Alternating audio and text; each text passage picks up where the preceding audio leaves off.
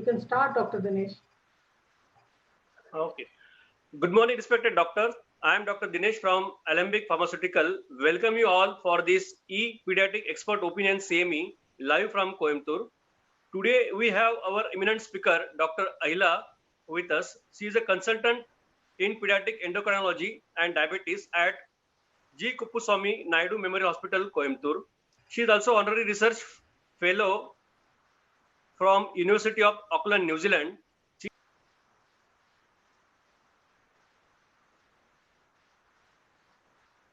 Sir, unmute yourself. Unmute yourself. Unmute yourself, sir. Dinesh sir, unmute yourself and start again.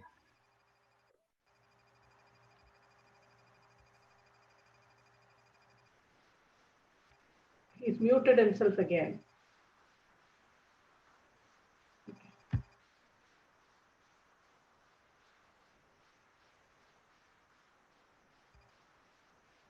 Good morning, ladies and gentlemen. It's indeed a real pleasure to be here today. In these troubled times, I hope all of you are safe and healthy. Today is Tamil New Year's Day, and I would like to wish all of you a prosperous and a happy New Year. Tamil Puthandu Vaalthukal, and for my friends in Kerala, happy Vishu. So we are going to have a short presentation today on practical points.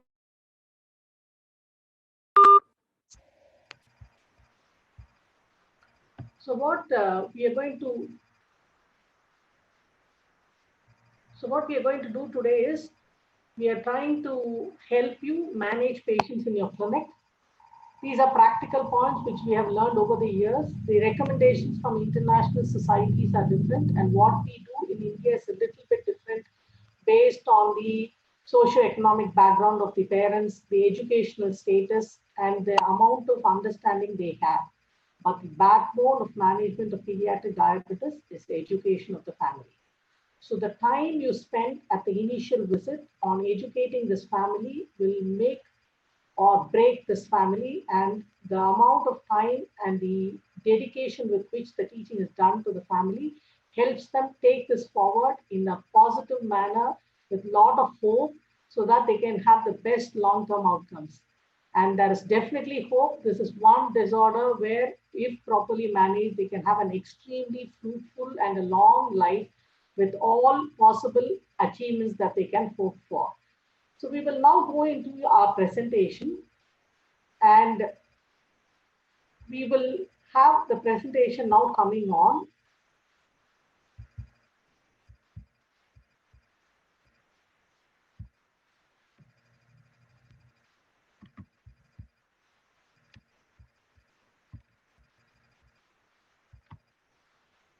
So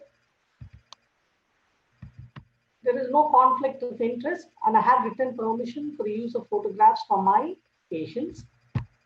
The scope of discussion in today's for this topic would be the injection technique, the sites. They may or may not be the same as that for adults. How you could store insulins, the types of insulins that are available and that could be used for children, the regimens that are practiced.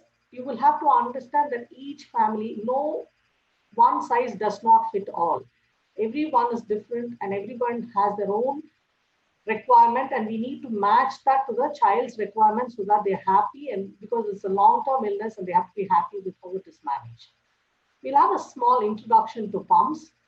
There are various methods of doing blood sugar checks, and there's been a lot of technology involved in this, and also a short or a single slide on management of hypoglycemia, which I thought is absolutely essential and which would help families to learn how to manage this.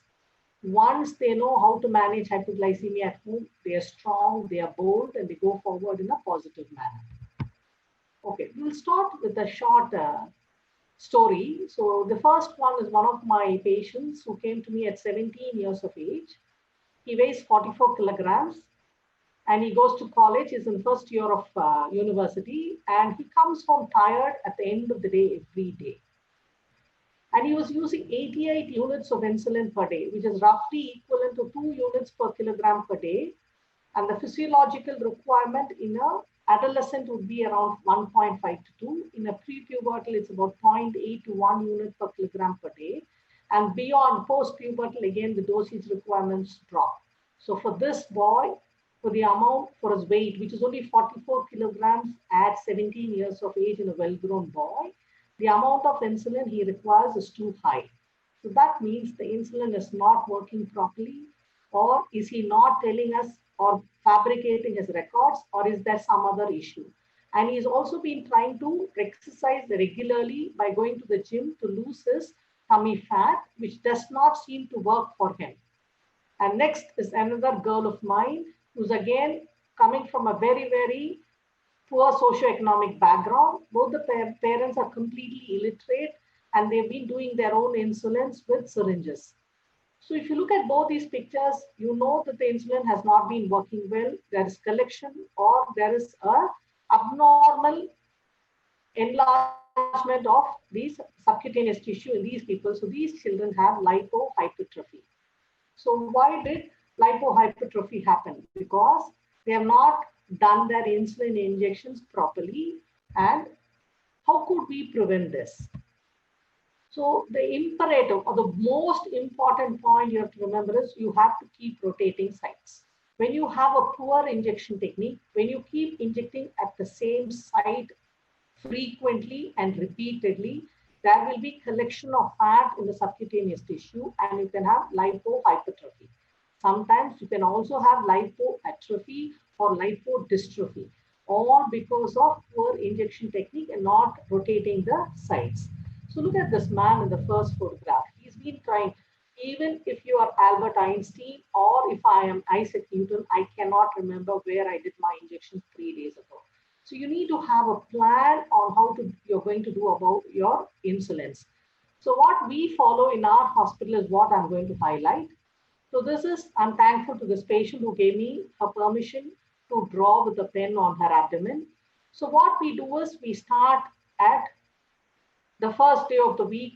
We start at on Sunday morning, the first one, and then we do one finger or one pen breath, again the second one, and then the third injection and the fourth injection. This is for a basal bolus regimen where you would have 3 short-acting insulin doses for your major meals. That is your breakfast, lunch, and dinner. Remember, every time you take food, your blood glucose will surge and stay up for at least a minimum of 3 hours. And sometimes with low glycemic index, you can even extend a bit longer. So you will have to remember, so the patients can have a surge in blood sugar. So for every major meal, you need a short-acting insulin to take care of that blood sugar. So we do 3 major doses for your 3 main meals and 1 for your basal insulin to maintain your overall insulin control. So these are 3-4 doses per day. So Sunday and then 1 breath below, you do a Monday dose.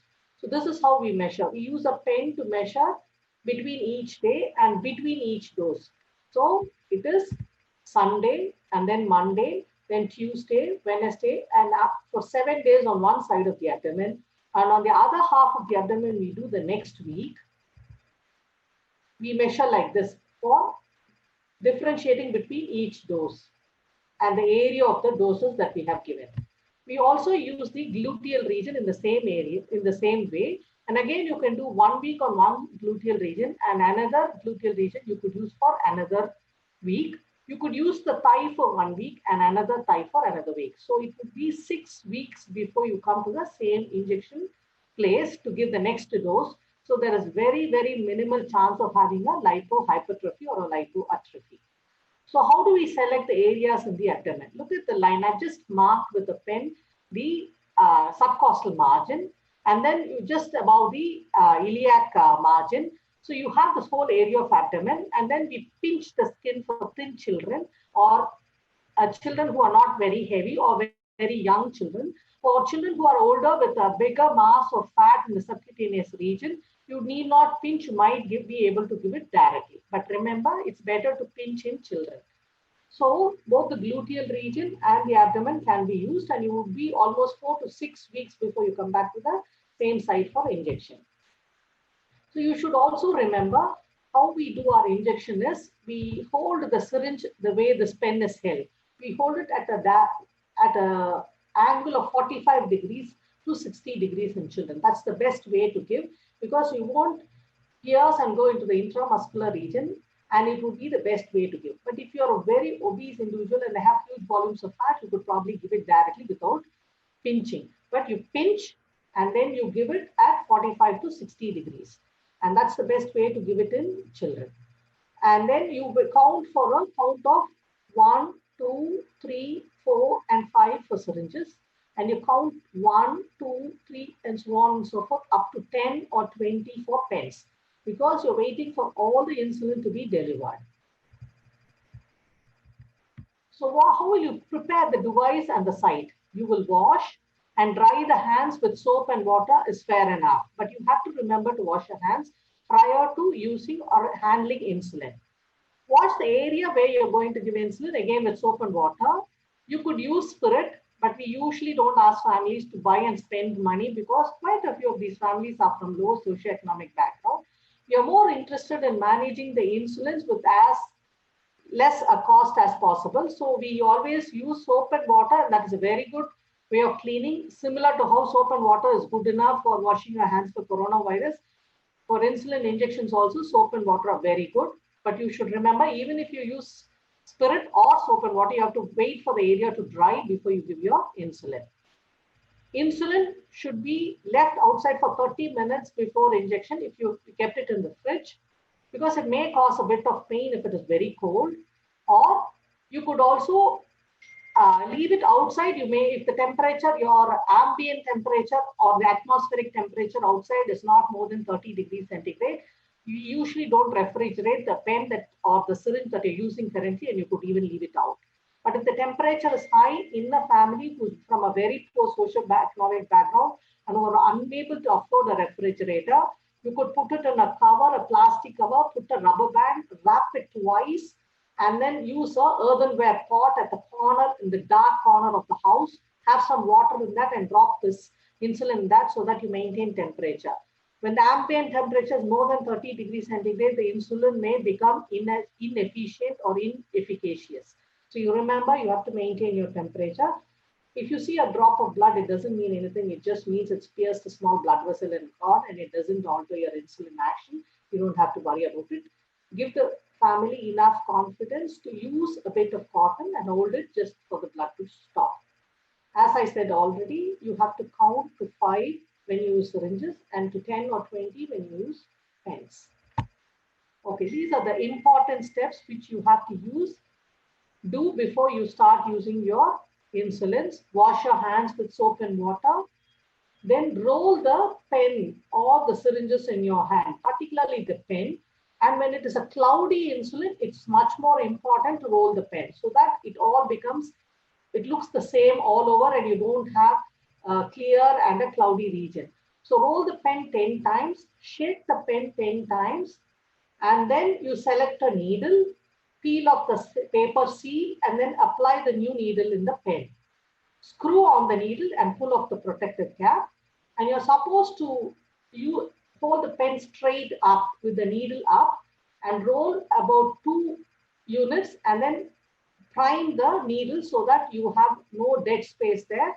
And the dose you give is exactly the same as you have calculated for the child.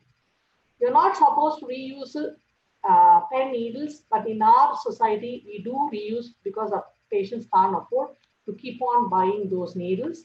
Even in syringes, you're supposed to use it only once and discard. Again, our patients continue to use it a few more times. But remember, how would you say how many times could you use? For the first few times when you're using, the child will be able to say after 3rd or 4th use, it's paining. Can you take it off? That means that's all the needle has a life for, and you have to remember to stop using regularly after that, probably for 3 or 4 doses, and then you discard. So this is the technique I talked about earlier. You have to inject the insulin into the subcutaneous fat. You have to remember all the insulins are designed in such a way that their side chain is what determines the duration of action, and it's best when it is delivered into the subcutaneous tissue. So 4 to 5 mm needles. Remember, you can see that there are 4 mm needles, 5 mm needles. 6 mm, 8 mm, and some of these syringes can even have 12.7 mm needles. But remember, the thinner needles are as good and smaller needles are as good as the bigger needles. So except for extremely obese patients, a needle of 4 or 5 mm is fair enough for everyone, including adults. You have to use a direction of 45 to 60 degrees for children, particularly young children and thin adults. For others, you can actually inject directly straight at 90 degrees. If it is very young children, you have to pinch and then deliver at 45 to 60 degrees. That is how it's best delivered for these children. Best is not reuse, but as I said, some of our patients use reused syringes for 2 days. Pen needle for long-acting insulin. So like Glargine, or if you're using Degludec, which is Tresida, or Glargine is Lantus or Basilog or Claritas or whatever brand you want to use, that you give only 1 dose every night, and that is why you can probably change it once every 4th day or after 3 days of use, because you used it only 3 times. But syringes don't last more than 2 days because you have to inject it into the vial to take the medication and then also use it on the child. I think it's really difficult to use it beyond 2 days for children because it's really painful and they could have infection on the skin. They could have lipohypertrophy, hypertrophy. So it's better to keep changing syringes more frequently. The next point, which we frequently face in the ward, you have to match the insulin to the syringes. So you've got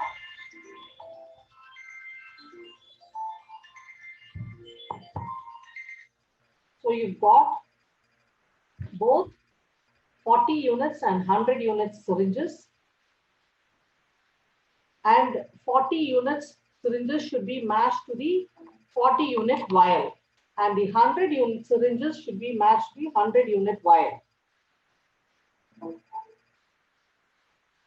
So if you have a red syringe, remember you have to match it to the 40 unit vial. If you use the syringes wrongly, then what happens is it actually,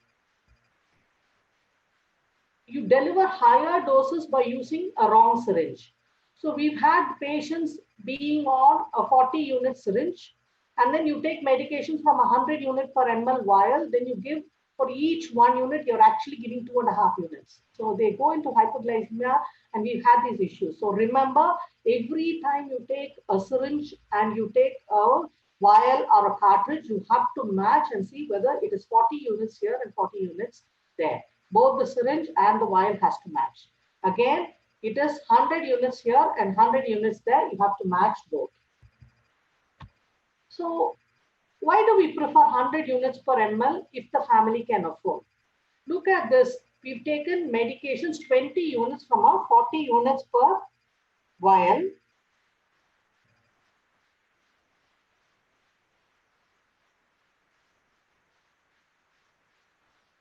And I actually have, so if you look at, there are some issues. I'm just going to ask our coordinator to help me do a little bit. I believe people have difficulty in opening this presentation. So I'm going to ask. Ma'am, everything is fine now. You can go on. Okay. So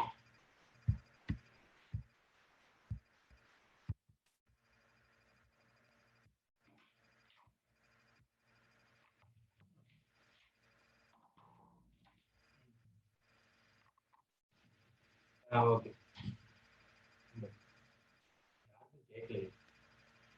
oh, என்ன doctor Ashwath என்ன appoint பத்தி யாரும் கேட்கல.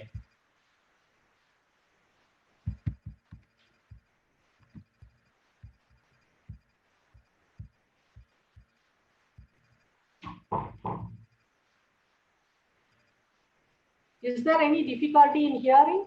I believe a lot of people have a difficulty in hearing. Is there No, ma'am. Everything is fine. Just you go on with presentation. Oh, okay. Because there have been a few people phoning up saying that they are unable to hear well.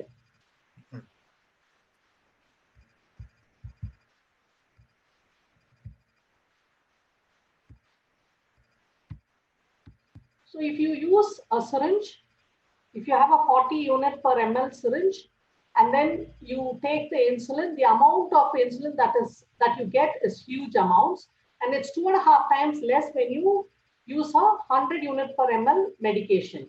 So the volume delivered is less, and it is also less painful because you're delivering less volume. So how will you store insulins? It should not be frozen. The temperature more than 30 degrees centigrade, you have loss of efficacy. If you have exposure to direct sunlight, you have loss of efficacy. Insulin in current use, whichever you're using currently, can be kept in a cool and dark place with a temperature less than 30 degrees centigrade, as we had already mentioned. In pens, needles should be removed before storage, but some of our people leave it on because you might have actually sucked in a bit of air. So the pens may be filled with air, and before every delivery of insulin, you have to release the air. Hold the pen straight and then dial a few units and release the air, because only then when you give the insulin, the delivery will be appropriate. Otherwise, the air will be displaced and you may not be delivering the insulin that you have calculated. Unused cartilages, it's not cartilages, it's cartridges and vials, should be refrigerated but should never be frozen. Any insulin that is frozen will stop working. What are the types of insulin that you have? You have analogs, which could be aspart, lispro, glulisine, and these work extremely fast. It could be given immediately before meals, and in very young children, you could also use immediately after food, because you may not be able to judge how the children may be, how much the child would be eating. The other insulins could be regular insulin, NPH, peakless insulin like glargine, levimine, or degludec. So how do they work? So if you look at this, this is a confusing chart. Just go to the pink line. That is detimir and glargine, the pink and the green ones. So soon after you give, within 2 hours, it goes up and it is not peaking at all. It just stays the same for 18 to 24 hours, sometimes as much as 20 to 24 hours. For degludec, it could be even 36 plus hours. The only point you have to remember when you use glargine and detimir, this is for overnight control. You don't have much of activity. You're not having any intake of carbohydrate. So it's a peakless insulin, particularly for maintaining your background insulin, blood sugars. But for every meal, your blood sugar will surge and you will have to use a short-acting insulin. The short-acting insulin could be an ultra short-acting like an analog aspart or lispro, which works for 3 to 4 hours. So if you look at Novorapid or Humalog or Apidra, the first 1 hour, 30% will work. In the second 1 hour, 30% will work. In the third hour, another 30% will work. And the last 1 hour, only 10% will be there. So ideally, or actually, you have these analogs working only for 3 hours. And whenever you take a meal, the usual blood sugar surge, which lasts, is usually for 3 hours. And these analogs exactly cover those mealtime highs of insulin. Okay. Then if you use regular, so you have a regular insulin, it works for 6 to 8 hours. So that is, the violet line was the analog. The regular is the green and black together. Okay. So what happens in regular insulin? So you take an insulin about 15 to 30 minutes before you take food, because the insulin will surge and then you take your food. So it will ideally match the blood sugar surge that comes and the insulin is waiting to act. The only problem could be after 3 hours, when your mealtime blood glucose level starts dropping, you might have a low, particularly in children who are going to school, and at the break time, they can have a drop. So that is why it is important to have a snack about 3 hours after the main meal. So this helps to prevent the low and keeps the blood sugar going well. So you use regular insulin 15 to 30 minutes before your major meal, example, breakfast. And then the blood sugar will raise exactly as the insulin action is peaking. After 3 hours, the blood sugar from that meal will go down and you should give a snack so that this regular insulin's action is used well for the child. And most children have a snack time in the school at about 10 or 11. So that will prevent a low. Again, before the afternoon lunch, you should give another regular insulin so that it helps cover the peak from the lunchtime food. Again, remember, if you give a lunchtime dose of regular insulin, which works for 6 to 8 hours, you have to give a snack 3 hours, 2.5 to 3 hours later. Otherwise, you will have a drop. Again, you will have dinner, and we always advise dinner to be early in the evening. The reasons being, children come back from school being very hungry. They really crave for food, and that could be made as your dinner with a major meal. So if you want to give, say, 3 chapatis as dinner, instead of giving at 8:30, give it at 5:30 or 6:30. As soon as the child comes back from school, they are so hungry. Give a regular insulin and give their dinner at that time. And at about 8:30, they will have a drop because the blood sugar from that dinner would go down. At the same time, the regular insulin would still be working. You can give a smaller carb meal, say 1 chapati at about 8:30, along with a lot of sabji or vegetables, so that you don't have a low at 8:30. Okay, the other advantage of giving dinner at 6:30 is when you give the regular insulin, say Actrapid or regular human insulin R or Insugen R, the action would be over by about 12:30. So the children don't have a low in the middle of the night when you have a dinner at 6:30. And that is the reason the child is hungry when they come back from school. The action of insulin is easily supervised when you give at 6:30. And then you can give a smaller carb meal at 8:30. And this is much more physiological. And that is why our major meals are breakfast at 7:30, lunch at 12:30 to 1, depending on school times. Dinner is at 6:30. We have a snack 2.5 to 3 hours after breakfast, between breakfast and lunch at about 10 o'clock. And then you have a snack between lunch and dinner, and that would be at about 3 o'clock. And then between dinner, after dinner, you have supper at 8:30. So that gives a physiological adjustment of your insulin and also helps you maintain your blood sugars. Another point is, in the world now, over a period of time when people have observed, HbA1c looks or analyzes your overall average blood sugar for 3 months. So anything less than 7.5 was what we were targeting earlier. The best target would be anything less than 7. This improves your long-term health and in children with diabetes, and they have excellent outcomes. But the next important point that's coming up now is glucose in range, GIR. So you maintain your blood sugars right through the day as much as possible within the limits, never crossing beyond 180. So we usually try to maintain blood sugars between 80 and 160 or 180 for all children all through the day and night. And that is when they have their best long-term outcomes. For younger children, it may be a bit difficult. We are a bit lenient with both our HbA1c and glucose in range, but still it is not acceptable to have too many high blood sugars. I think I've spoken a lot with the previous slide. So the types of regimen you have. The best physiological or easy to manage regimen is basal bolus regimen. The good old split mix regimen, that's only twice daily dosing. This is useful in families where both the parents have to earn and run the family. When the children, it is also very cheap and it is easier to teach these families. And we use syringes for split mix regi because it's only 2 daily doses. The best or if possible for families, continuous subcutaneous insulin infusion by a pump really works very well. Pre-mixed insulin, Mixstar 3070, Humalog mix, or any of these mixes are not advised in children with type 1 diabetes. That is a very, very clear message. Please don't use pre-mixed insulin in children with diabetes unless you have absolutely nothing else you can do. And there are dire situations where you're at least happy that they get some insulin. That's the only scenario I would advise.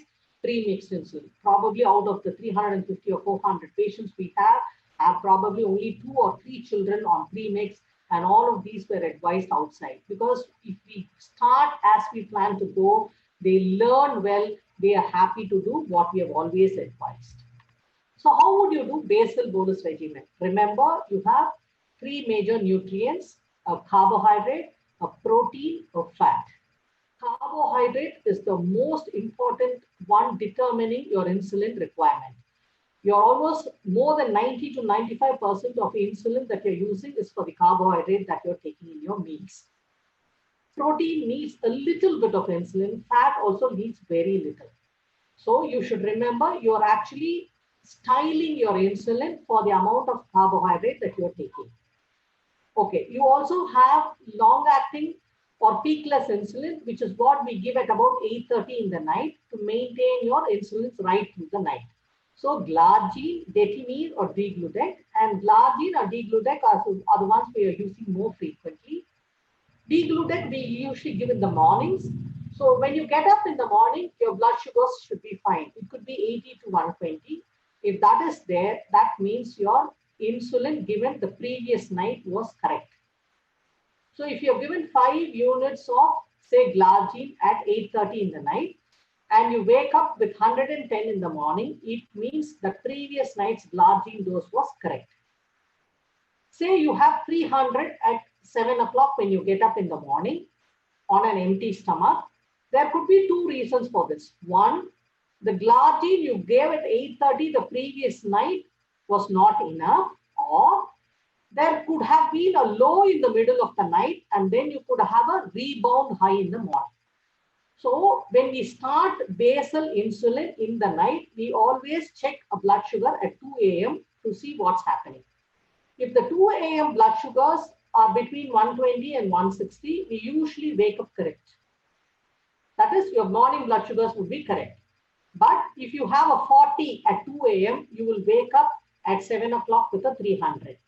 If you have a 280 at 2 a.m., again, it would be a 300 in the morning.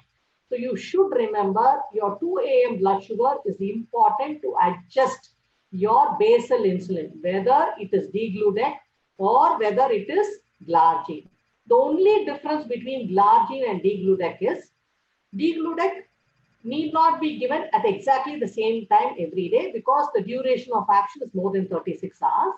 But you cannot give it on alternate days, every day morning. And when you start the dose, you have to remember there is a little bit left over, and that is adding on to that dose you're giving the next day.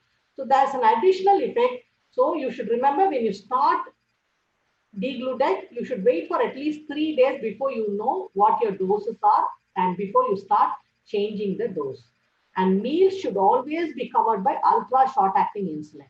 So in basal bolus regimen, say Novorapid, Apidra, or you're using Humalog, what we tell families are for older boys or the ones who are going into 11th standard, 12th standard or college, they don't like taking snacks in between. They feel odd, so they don't like regular insulin. So they take, and they like to wake up at different times of the day. So we always tell them, you have to take short-acting insulin, just ultra short-acting, just before you have a meal. So they can take breakfast at 9 o'clock and take the insulin at 9 o'clock and take their food immediately. They can have their lunch instead of 1 at 2 o'clock or 3 o'clock or whatever it is. Instead of 5:30 dinner, they can have it at 8:30 or 9:30. So when you have analogs, you can take your meal whenever you want. But if you're going to take another extra carb meal, you have to take another dose. That is what you have to remember.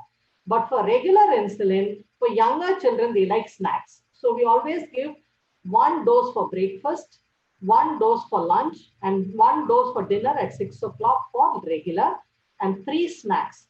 1 at 3 hours after breakfast. 7 o'clock is breakfast means 10 o'clock, 9:30 to 10 is your snack. 1 o'clock is your lunchtime dose. Then you have 2:30 to 3 snack. Again, at 6 o'clock, if you have dinner, at 8:30, you have a snack. So you have 3 major meals and 3 snacks when you use regular insulin.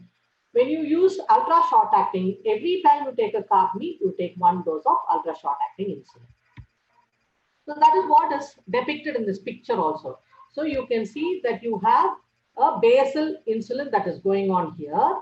And then you have for every meal, you're giving a short-acting, ultra short-acting insulin. For children, younger children, when you use regular insulin, it will go like this. And then you will have a snack here so that the children don't have a load.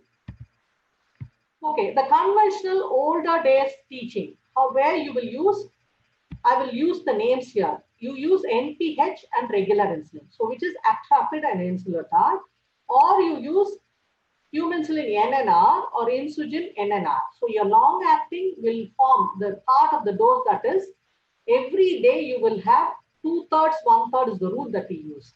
So this is only at the beginning of therapy. After you begin therapy, based on the blood sugar, you will alter your dose and they will learn to do it. So you will give 2/3 of the total daily dose in the morning at breakfast and 1/3 of the daily dose just before dinner in the evening. Again, remember the 2/3 of the insulin would be NPH and 1/3 of the insulin would be regular insulin. So 2/3 NPH, 1/3 would be regular insulin. 2/3 would be given at breakfast and 1/3 would be given at dinner. And why do you give 2/3 in the morning? You have a counter-regulatory hormones, your adrenaline, your growth hormone, also your cortisol, all of these have a circadian rhythm and they're more in the morning. And that is why your insulins are a bit resistant to work in the morning. So you need higher dose in the morning and lower dose in the evening. Then later you change dynamically based on what the blood sugars are. So you can't keep on. So this is the split mix regime. Remember, when you use split mix regime, you will have a breakfast, you will have a snack. For lunch, use less carbs and more of protein, vegetables. Vegetables are called free food, green vegetables. Potato and all tubers are carbohydrates and they're not vegetables.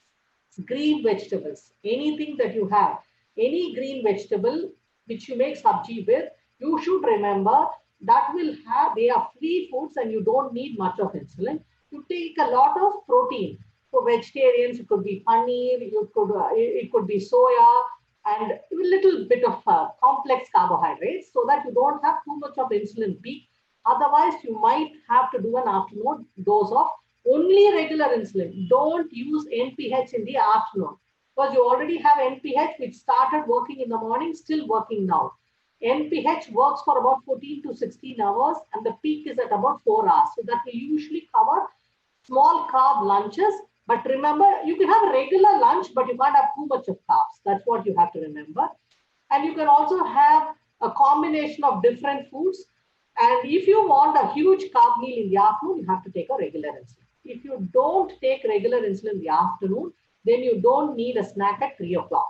When the child comes back home, you give the next dose of the regular and the NPH. When you take medicines in your syringe, remember, you should always take the same medicine first. If the family is trained to take regular insulin first, they have to take regular insulin and then NPH in the same syringe. You cannot push back air or anything because you will contaminate the vial. Once you draw, that is it. And then you draw the next medication and give. So this could be used. And then after the evening dose, you give dinner 15 to 30 minutes later. And then you give a smaller supper again. So that is only 5, 2 snacks and 3 main meals when you use the conventional daily dosing of split mix regime. So you look at this. So you have 2 peaks where the main meals are there. But when you take lunch, you don't have much of insulin covering this. And that is why I told you, you can have a lot of vegetables, lot of protein and little bit of complex carbohydrate so that you have enough, but you may not need an afternoon dose. That's very difficult to follow. You might still need a regular insulin. Okay. Where are the regions or areas where you will use this? In very poor families, a vial costs only 130 rupees each. So that's about 2 vials, 10 ml. So that is about that has 400 units. So 260 rupees. And then your syringes, the cost is very less. Whereas when you use cartridges for pens, the cost is quite expensive. It will be like 450 for some brands and sometimes even as high as 600 rupees or 700 rupees for your basal insulin. And degludec can be even more expensive at 1,200 or something plus. So you have to remember, you have to style the insulin to the family socioeconomic status also. Because this is a long-term process, the family has to be confident, they have to be happy with maintaining this. So this is again the same thing I told you. You have a rapid-acting insulin, breakfast and evening, and then you have the NPH covering all through the day and night. Okay, this is a record from one of my patients. If you look at it, you can understand. So they do a blood sugar in the morning and they target 80 to 120. So that is, and then they have a snack between 10 and 11. They have a lunch between 12 to 1 where they target 120 to 160 because they have a snack here. This blood sugar is considered postprandial again. And then you have a snack between 3 to 4. She's made 4 to 5 because her child sleeps after lunch. And that's why she made a slight difference to this. And then dinner is 7 to 8 because for her, she's not using a base peakless insulin like Glargine. This child is in honeymoon period. When they are in honeymoon period, they will need insulins only to cover their food and they may not need something in the background. So this child is not on a peakless insulin for now. And how long does the honeymoon period last? For some children, it lasts for about 6 months, for some for 2 years. Very rarely, I've seen some for 4 or 5 years. And there are some children who don't have a honeymoon period at all. So what does honeymoon period mean? You have a little bit of insulin secretion still available in your pancreas, and that is able to maintain non-food time, and they're able to maintain. Sometimes you're also able to switch off insulins because they're able to maintain non-stress scenarios, but you can never stop checking blood sugars. Otherwise, you will go unaware into a diabetic ketoacidosis. If you needed insulin and suddenly you're able to switch off insulin and you don't need insulin at all for a long period of time, you have to keep in mind or bear in mind that there is a chance for monogenic diabetes in these patients. So remember, now this child has 330 in the morning, 328, 344. So this child now has to start on a baseless insulin or Glargine in the night because the mornings are high. Before that, they have to check the 2 a.m. blood sugars. This is high and morning is also high. That means she needs a Glargine or a D-gludec here. And for every meal, she's using a regular insulin, 1 unit. And then she's looking at how it goes to the next meal. Look at this. She's got upma here. And then she's also got chicken here. And the blood sugar is high with 1 unit. So what she has to learn next time is when the blood sugar is 300 plus, 1 unit is not enough. And she has to step up to 2 units the next day. And here, again, for 300 plus, she's not able to maintain with 1. So the next time she has to step up to 2 units when the blood sugar goes beyond 300. That is how these families learn to adjust dosing. So this is another patient of mine, again, who's targeting. This is on a split mix regime. So he is on insulatard and actrapid. When he takes insulatard and actrapid, look at it. His blood sugars in the afternoon, though 160, 199 is fair enough. The next day, 129. So when he takes a kambusemia, his blood sugars are a bit high. When he takes idli, it is low. So for idli, the short-acting insulin would be, the dose would be different. And for the other food, it would be different. Or look at dosa. He's actually dropped quite a bit. So the next time he eats dosa, he will need only insulatard because he's already only on 1 unit of actrapid and he may not need actrapid. The other reason for this drop could be he could have played a lot of sports here. In that case, you have to remember only during sports you might have to switch off the short-acting insulin, or he must take a snack and start the sport so that he does not have a symptomatic hypoglycemia. Okay, how will you monitor blood glucose? Wash hands with soap and water and dry. Prick the side of the finger or toe with a lancet. For toe only for infants. If they have started walking, please don't use the toe as much as possible. Because the side of the fingers have less nerve endings, it is less painful. But once in a while, one of my patients have said they are happy to prick in the middle of the finger than the side. So it is personal preference. They always feel there are a lot of marks on that. I always say you have to bear with this and go ahead with your life, because without blood sugar checks, you cannot have good control of your diabetes and your long-term life is at risk. So you have to put up with this mild pain, and most children learn to do their blood sugar themselves by about 6 years of age, and they start doing their insulins by about 10 years of age, and they are independently managing themselves by about 14 years of age. You should remember, at very low blood sugars, the glucometer is not very sensitive. Self-monitoring of blood glucose has the best long-term outcomes. It has to be a minimum of 4 times daily, and that is when you have the best long-term HbA1cs and your glucose in range. 90% of my families, even those who can't afford, are very, very happy and are doing this. We try to help them by giving them strips, by getting it from different sources, and all the glucometer companies have been able to give my patients strips at a very cheap cost so that they are able to maintain this in the long run. Okay, there are new technologies that are coming up for management of blood sugar checks. This is a Libre Pro sensor. So you put the sensor here on the arm. You're using it in very young children also. Once it is stuck, it can be used for 14 days. This is a reader. This has to be there to swipe and start the sensor. The initial 2 readings may not be very good. They may be wrong. After that, they give a good range. It keeps measuring your blood sugar every 15 to 30 minutes, and then you get a record or a graph like this, which you can download onto your computer and look at when all they went high and when all did they maintain. Glucose in range of more than 80% can have excellent long-term outcomes, and this also reduces the number of blood sugar checks. But you have to remember that you have to standardize this at least once in 24 or 48 hours to see whether it is working well and it is matching well. You should remember, when you do blood sugar checks, it is in blood, but this is a sensor which checks the interstitial fluid glucose. There may be a lag period. For very young children, they may match exactly to the glucometer. For a little bit older children, there may be a difference of 10 or 20 or 30, but the family learns to adjust and incorporate this into their calculations to adjust insulins.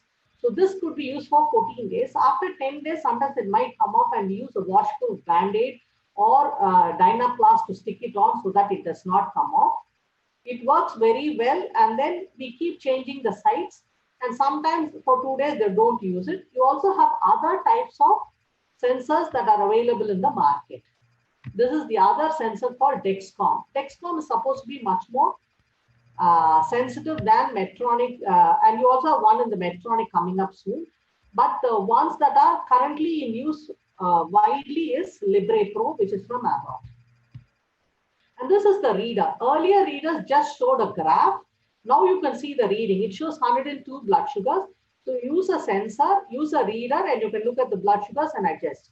And when the child is sleeping also, it gives you a good control. But only thing you remember, when you have a low, you have to recheck with the glucometer, and you have to wake up the child and check what's happening. And this is a phone. Some of the advanced Android models have a program called GLIMP, G-L-I-M-P, a GLIMP software which you can download, and the phone itself can work as a reader and can sense these blood sugars. But still you need a reader to start the glucometer, start the sensor to work. There is another method of delivering insulin. This is called iPort Advanced, which is similar to a pump port. You stick it on to the abdomen, and the syringe can be used here. And once in 3 days, this can be taken off and can be used. This is about 700 rupees, and per month you will need about 10 or so. So about 7,000 rupees. But most children don't want all these things stuck on them. And after a few times, they just say, I'll use a syringe itself, just leave me alone, or a pen. I don't want any other thing stuck on my body. So this is one of my patients who were kind enough to give permission for me to use their photographs. He instituted insulin in this family in GKNM Hospital in Coimbatore. The father works in the Royal English Navy and was posted in Wellington. So the most important part of starting a pump is education. It takes about 2 to 3 days or sometimes a week of education before you start a pump. Only when the parents are aware and the family and the child is aware, you will get good outcomes. You would have to have a 24-hour backup to help this family. Whenever they call, somebody should be able to answer and help them. In India, when you are doing all the jobs, you have to think multiple times before you start a pump. And then you also have to remember the cost involved in the pumps.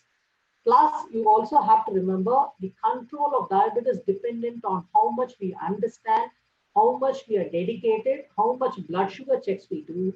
The delivery systems may be different. You can still do a very, very good job with plain syringes and glucometer. So don't have to feel bad that you're unable to afford a pump. With plain syringes and glucometers, you can do an excellent job if you're dedicated. So how does the insulin get into the body in a pump? So this is the insulin pump. There will be a small cartridge here which has an ultra short acting insulin, the analogs. The major insulin that is used in all pumps is Novorapid, and a few of them use Humalog. Otherwise, it has only ultra short acting insulin. So you have to remember you don't have a long acting insulin. If the pump fails or does not deliver insulin, you have to remember you will step into decay very fast. Diabetic ketoacidosis will come up very, very fast if you don't remember that you don't have a long-acting insulin. This is a flexible tubing which delivers, and this is a tiny tube called a cannula. And this is inserted into the skin to deliver insulin. So what are the insulin infusion in pumps? We have a basal infusion, which is equivalent to your basal insulins like your Glargine or D-Gludec. Remember, in Glargine or D-Gludec, you have the same baseless peak. Whereas when you're asleep, you should remember, when you go to sleep, your counter-regulatory hormones may be a bit high and your insulin, basal insulin itself may be a little bit higher requirement. In the middle of the night, you may not need much at all. Early in the morning, like about 6 o'clock, adrenaline and cortisol would all start working, and you might need a little bit better tweaking. So basal insulin itself can be set at different rates for different times of the day, and that is how insulin pumps are very, very useful. And boluses. So a child is going to take 2 dosas, and you calculated they need 4 units. And once you deliver 4 units and the child takes dosa and suddenly says, no, I want 2 more. You will have to give another dose of insulin if you're using pens or syringes, but in a pump, you can just deliver the dose without pricking them again, and that's a real advantage. And it also gives a flexibility in their life, so they don't have to get up at the specific time. They can eat when they want, but still you have to remember discipline is the most important part of control of diabetes, and discipline and diabetes go together. Those who are disciplined with their life have the best outcomes. And you have to remember you can give correction doses. If their blood sugars are very high, you might be able to give an extra dose to correct the high so that you don't have a problem in the next blood sugar. Okay, so you have rapid acting insulin alone. Small amounts are given as basal continuously. So roughly say, I will give an example. We usually set a rate of from 6 o'clock to 12 in the morning, 12 in the afternoon, we give about 1 unit per hour. From 12 to about 5 o'clock in the evening before they come back from school, they are a little bit slow that time and they play a lot. So we make it about 0.6 units per hour. Then as soon as they come back from school, they start eating a lot and they also become anxious and they fight and all that. So we make it 0.7 units per hour. And then by 11 in the night, they are going to sleep by 9 o'clock, and by 11 o'clock, they're deeply asleep. So we step down to about 0.4 units per hour. And in the middle of the night, you can even make it 0.3 units per hour. So that basal insulin rate can be set, and you can set 48 different rates. And boluses are given for every meal and snack depending on the amount of carbohydrate. So these are different types of boluses. Some children will gulp food. So you give a normal bolus like this, where you just give a single bolus. Some will eat slowly for about 1.5 hours. That is what we call a square wave bolus. For some, initially they eat about 1 idli fast, and the next idli will take about 2 hours to eat. So you give something called the dual wave bolus. All of these options are available on pumps. The most important advantage of a pump is it matches insulin to lifestyle instead of adjusting your lifestyle to match your injections. Other advantages, it improves quality of life, it improves HbA1c, glucose in range, flexibility with eating and exercise, fewer hypoglycemia, and lesser insulin injections. Disadvantages, it's expensive. If you fail to identify dislodgement of the tube, you can have a quick onset of hypoglycemia, extensive learning, and will need to continue to do blood tests.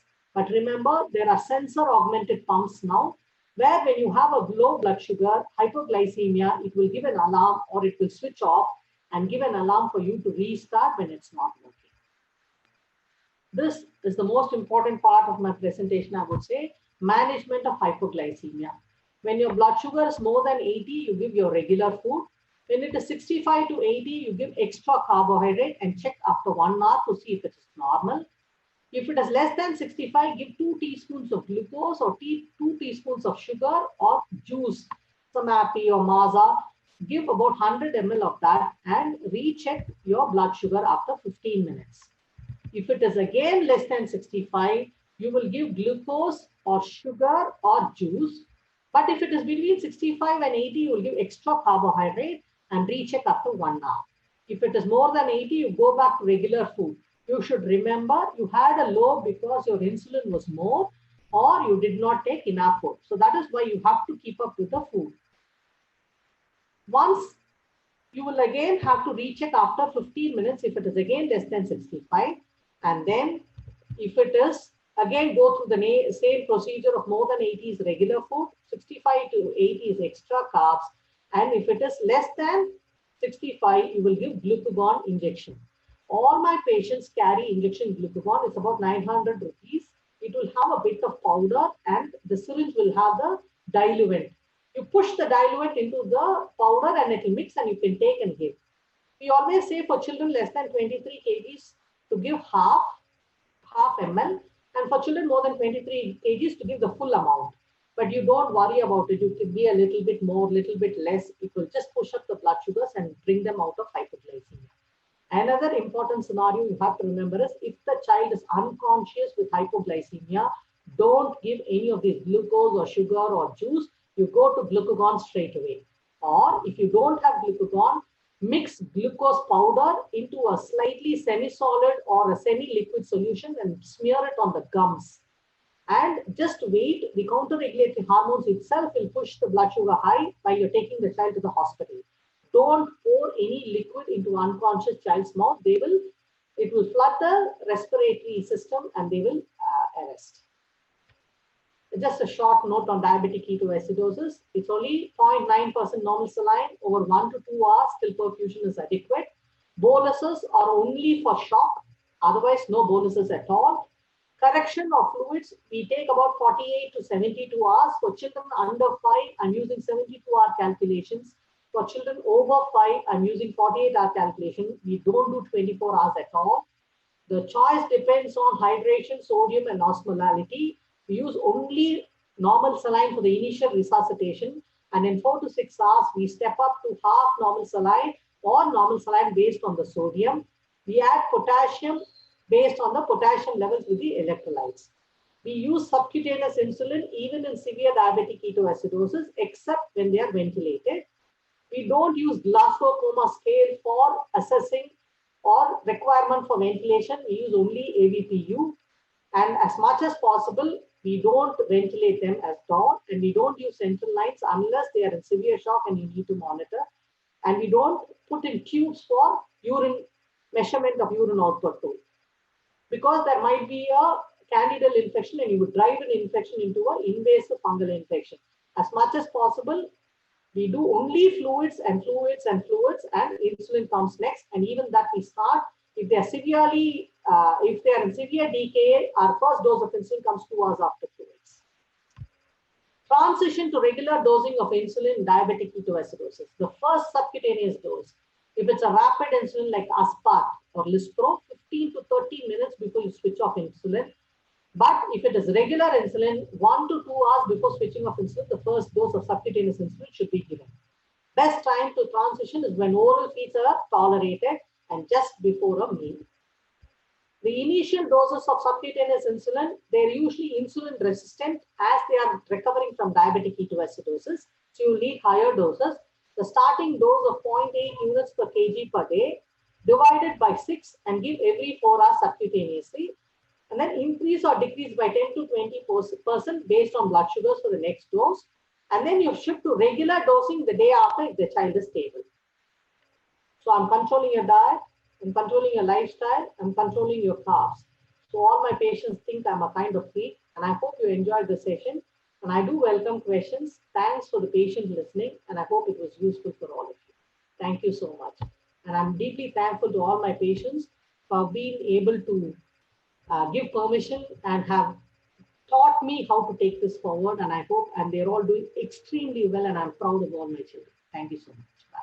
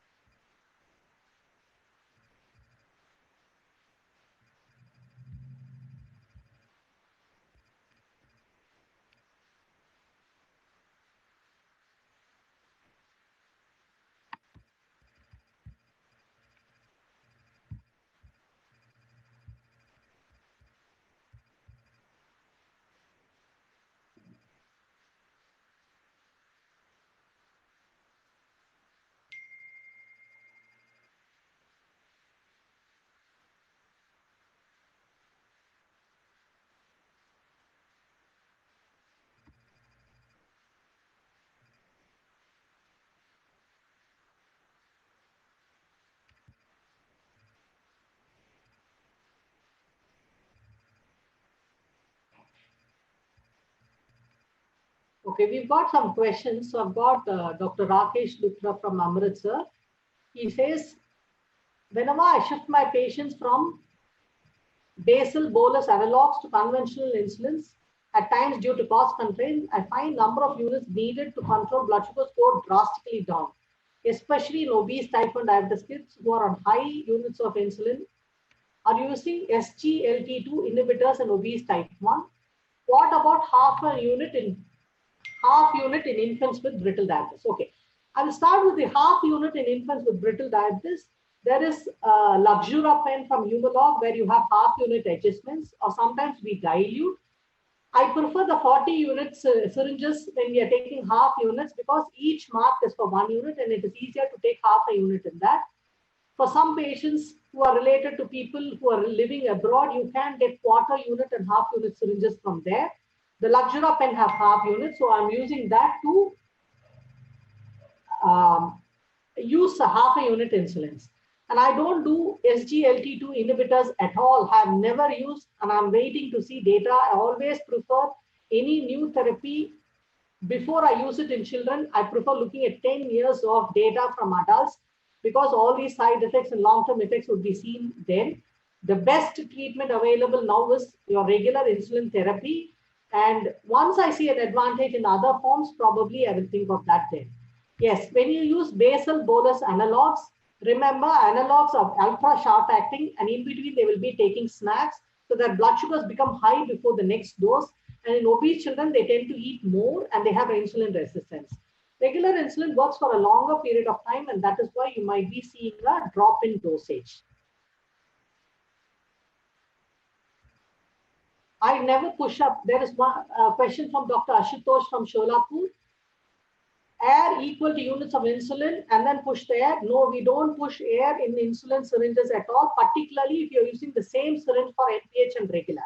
But if you're using it for only one, then you probably use it the same way as you would draw medications, and you can push in air. If you're doing regular and NPH in the same syringe, don't push in anything into the vial, because you will be contaminating the vial. Okay, so there is a question from Dr. Ashutosh again. In insulin site and type of sports, like if playing tennis, avoid on arms, and football, avoid on thighs. Is it so? An excellent question. Thank you so much for that question. We don't use arms in children at all, particularly in under 10 years of age. I don't use arms. I don't use arms in children older than that too. I prefer them not using their arms for injections. I would love for them to use abdomen, because that is not affected when you're doing sports, whatever sports it may be. Thighs, yes. When you're playing intense football and all that, your blood supply is so fast, the duration of action may be different because of the blood supply. So it is better to avoid on thighs. And actually, the only site I prefer in children are abdomen and then gluteal region. Remember, the duration of action and the dosage required is different for different sites. The amount of insulin needed for abdomen is the least. You might need a little bit more for arms, a little bit more for thighs, and the most for gluteal region. All that you have to remember is that this area may need a little bit more insulin. Gluteal region and abdomen are not affected by sports, so I think that would be preferable. And for glargine, they have a slightly acidic medium. So when you do gluteal region for these basal insulins, it's less painful. So the patients prefer that. Okay, dosage for a diabetic child with cough. A question from Dr. Shreyas from Panaji. Any child who has fever or any illness, your counter-regulatory hormones are high. That is the 6th day, you will need more insulin. So when you have fever or any infection, your short-acting insulin has to be increased based on the blood sugar, and then you might have to ramp up your dose. And again, if you have diarrhea or vomiting, because you don't have carbs, your blood sugars may drop. So check blood sugars more frequently and adjust your short-acting insulins depending on what your blood sugars are. Diabetic, Dr. Satish from Bhubaneswar has asked about diabetic management in DKA. I think that's an entirely new session. It will take at least 1 to 1.5 hours, and you will have to go through all areas of management in DKA. I think we could probably do it a little bit later. Okay, there's a question from Dr. Shahnas Ahmed from Calcutta.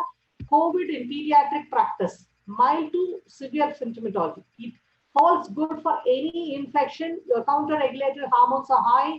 Your blood sugars will surge and fall. You have to check blood sugars more frequently. Adjust your short-acting insulin. When you make your blood sugars better, you will combat your infection better and recovery will be better. When blood sugars are not good, you cannot combat infection very well.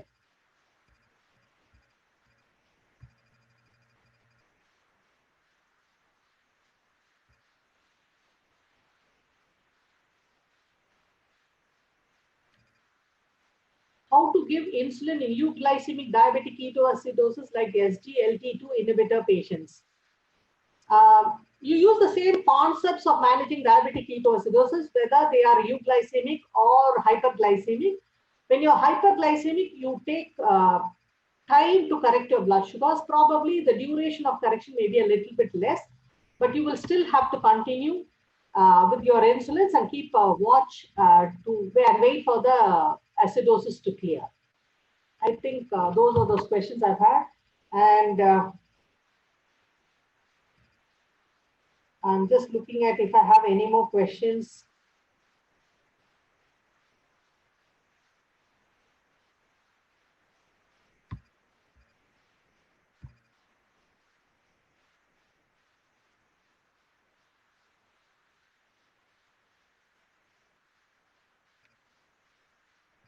I think I managed to answer all your questions.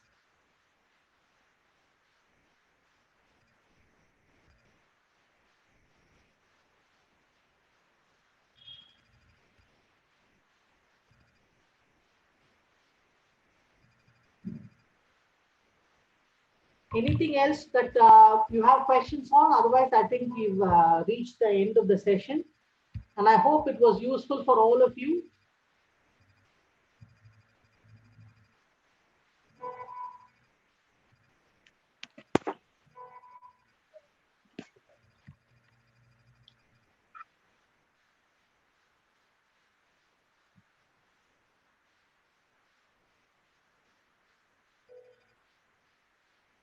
Okay, there is one more question from Dr. Raghav from Vellore. Do you have to change your site for pump? Yes, every 3 days you have to change the site. If there is infection, you have to allow that area to heal well before you change to another different site. So remember, the pump site has to be changed every 3 days. If you have one important point, a practical point, which I learned from my patients. I had one patient who was in Delhi for a holiday, and suddenly all the blood sugars were above 500, and they were always under control prior to that. What was the reason for this? So I asked them, did they check their syringes? Did they check their pens? And was it all delivering? They said everything was fine. I asked them to lift the cartridge and see that was fair enough. That was also nice. I asked them to discard the whole apparatus and use a new syringe and a new vial, and the blood sugars came under control. One of my patients told me, if you drop a pen or a cartridge on the floor, even if it is carpeted, even if you don't see a crack on the cartridge or the vial, the insulin stops working. There are micro breaks in that cartridges and the insulin stops working. So when you have continuous high blood sugars, in spite of doing everything properly, it might be inefficiency of the insulin and you might have to change one. Second, whenever you take a cartridge or a vial, you mark the date on it and use it for a month. Beyond that, the efficiency is a little bit less, but for patients who are not able to afford, if the blood sugars, when they checked, is all right, I ask them to continue using the vial as long as it's working and then change only when it is not working. Is there anything else that you have any questions that you would want on? I think I've managed to answer all the questions and I hope it was very, very useful. I enjoyed the time. I wish all of you a wonderful Tamil New Year and please keep safe and be healthy. You're looking after so many people, but please watch your health too. All the best to all of you. Hello, ma'am. Yeah. Hello, ma'am. Dr. Dinesh from this side, ma'am. Kindly refresh the links because there are a lot of questions asked by the participant. Okay, I will refresh. 1 minute. I will refresh. Okay, so there are any more questions? Okay, so there is one question from Dr. Sujit James in Ernakulam. Why do we use glucagon and not dextrose for correction of hypoglycemia? Yes, you use dextrose when the patient can reach the hospital. Glucagon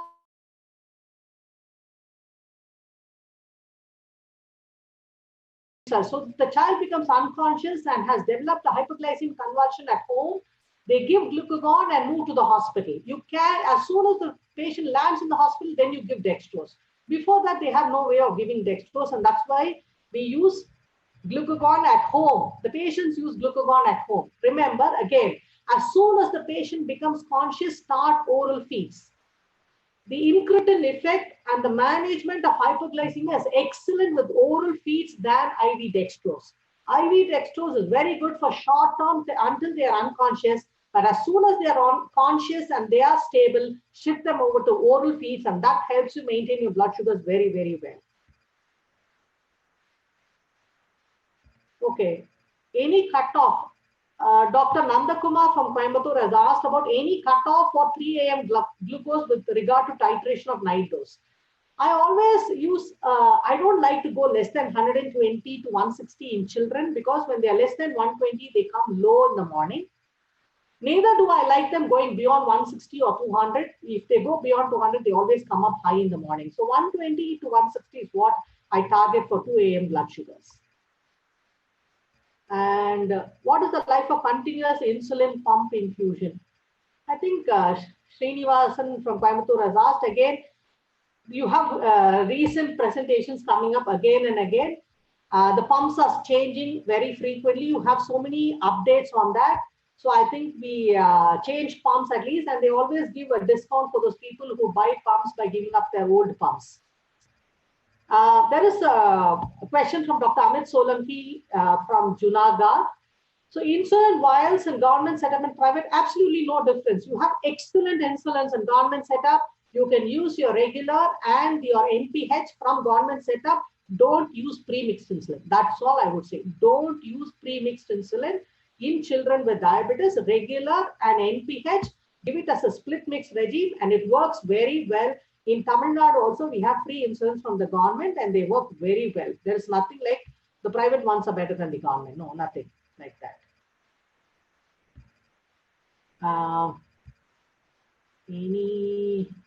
The same question has come up again and again. I'm not using anything other than insulins for type 1 diabetes.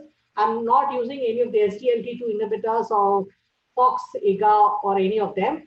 Why? There is one question from Tiruchi. Why can't you use chocolates in hypoglycemia? Chocolates have fat. Don't ever use anything containing fat to treat patients with hypoglycemia.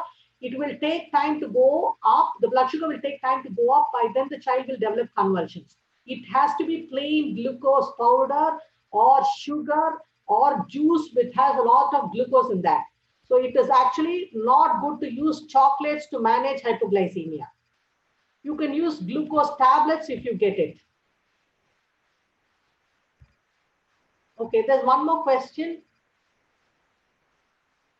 Okay, there is one question from Dr. Sujit James from Ernakulam. Since glycemic index is an important factor on tuning insulin, isn't ice cream a low glycemic index food?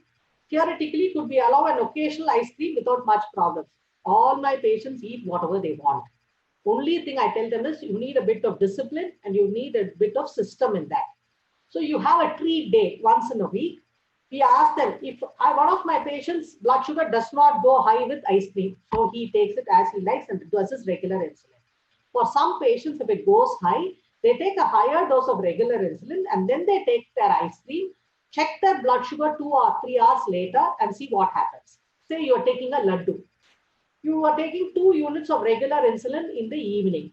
When you take laddu and the next 830 blood sugar comes up as 400, that means the 2 units was not enough. Next time the child takes laddu, it will take 3 or 4 units of regular insulin and take the laddu. You don't have to keep them away from that food because then they crave for it. You give it once in a while. For children who get chocolates in school also, I tell them, bring it home. Ask your mother to give the extra dose and then take your chocolates. Don't keep away from that, but it is not good to take sweets every day. Whether you have diabetes or not, it's not good to take sugar containing foods every day. So it's the same for children with diabetes also. You can take every food and adjust your insulin, and that's all we have to do. Okay, one more question I have is,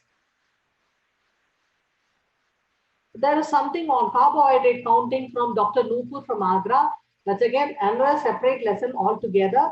But what I would say, okay, what we do as carbohydrate counting in India, abroad, if you have one slice of bread, the size of the slice of bread is the same all over the country, whether you buy it in Birmingham, whether you buy it in Manchester, whether you buy it in London. But in India, it is not like that. Your chapati is made with a bit of maida and wheat. Some would make it only with multigrain wheat. Some would make it with multiple grain wheat and multiple other grains. So each one contains a different amount of carbohydrates. So I always tell families, for your family, for that one chapati that child takes, what is the next blood sugar? So if the child takes 3 units of insulin and takes 2 chapati in the morning, 3 units of insulin and 2 chapatis. And in the afternoon, if the blood sugar is good, that means that dose was right. The next day, the same dose of insulin, the blood sugar in the afternoon will be high. So next time they take the no carbohydrate, they have to increase the dose of insulin. The same for idli or dosa in Tamil Nadu. You make the batter with both black urad dal and also rice. Everybody does it with different combinations. 4:1, 5:1, 3:1. Some grind it coarse, some might make it fine. So the glycemic index is different for each type. So for your house food, so if you take 1 cup of rice from your house, what is the insulin required? For 2 chapatis from your house, what is the insulin required? So that is why you need 1 month of learning curve for both the patient and the doctor to learn what dose would be needed for this child. 1 unit of insulin. Yes, it is given, Dr. ML from Machilipatnam. Yes, we give it subcutaneously, 1 unit. If pre-dinner blood glucose, Dr. Kusum Kalla from Ajmer has asked a question. If pre-dinner blood sugar is high, which insulin to increase? It has to be the next day's afternoon dose has to be increased, but also you have to give a correcting dose of 1 extra unit of regular insulin or ultra short acting insulin at that dinner, pre-dinner, you have to increase to correct. That is a correction dose. But the next day, you will also correct it in the afternoon itself so that you don't come high in the evening. Okay, there's one question from Dr. Silva Kumar from Trichy. How successful are you in making your child take dinner at 6 p.m.? I'm 100% successful in all my patients. All my patients, when they have started treatment in our hospital under us, I spend at least 6 to 8 hours of teaching myself. And all my staff nurses, my postgraduates spend another 6 to 8 hours themselves. So it's almost like 20 to 25 to 30 hours of teaching that we do for each patient with newly diagnosed type 1 diabetes. So they go from here, they are much better than any doctor. And I always prefer them doing everything themselves. They are self-aware, they are well taught. That gives them a lot of strength. But I ask them not to go to a diabetologist. If you are here, any diabetologist in this group, please don't take offense. I prefer pediatricians looking after patients, children with type 1 diabetes, because there are a lot of other factors playing a role, including their activity, their diet, their other illness. So a pediatrician is the best person to look after a child with diabetes. I think Dr. Abdul Karim from Nagpur had asked how to switch after management and stabilization. I'd already put a slide earlier in that. What is the standard protocol for intravenous insulin? That comes from Dr. Arunesh Mishra from Kalyan. Okay, so I am not using intravenous insulin for the last 3 years. I have almost completely, 95% of my patients are treated with subcutaneous insulin, even when they have severe diabetic ketoacidosis with a pH of 6.8. But in patients who are unconscious and have had cerebral edema or have been ventilated, I always do intravenous insulin.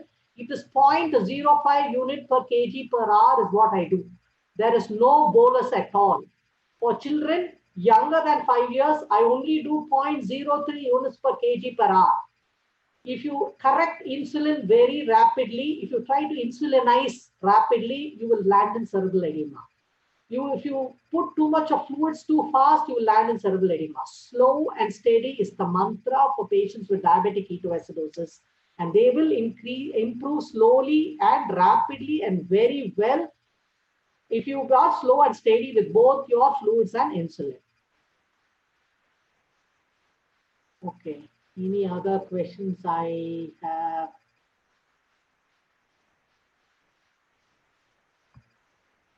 The standard protocol and doses for treatment, I think I just answered that now. And I have also, is there any role for Dr. Sai Prasad from Kolhapur? Is there any role of metformin along with insulin in type 1 diabetes?